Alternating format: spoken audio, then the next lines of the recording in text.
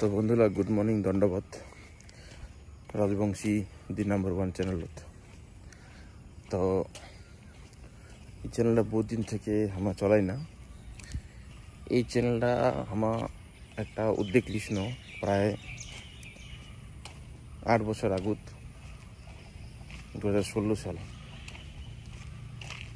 2016 সালে এইখান পেজ আমার ক্রিয়েট করা কয়েকটা বন্ধু মিলিয়ে আমার টার্গেট ছিল যে একটা রাজবংশী টিভি চ্যানেল বানাবো। কিন্তু সেই সময়কার কথা হচ্ছে যে ওই সময় 2015-16 সালত সোশ্যাল মিডিয়া জনপ্রিয় হওয়া হয়েছে। সেই সময় কেবল টিভি থেকে টিভির রিপ্লেসমেন্টত এই ইউটিউব ফেসবুক এলা সমস্ত হওয়া ধরেছে। তো সেই সময় আমার খবর দিব কয় না একটা অল্টারনেটিভ চ্যানেল হিসাবে আমরা এখান বারবার চাইছ না।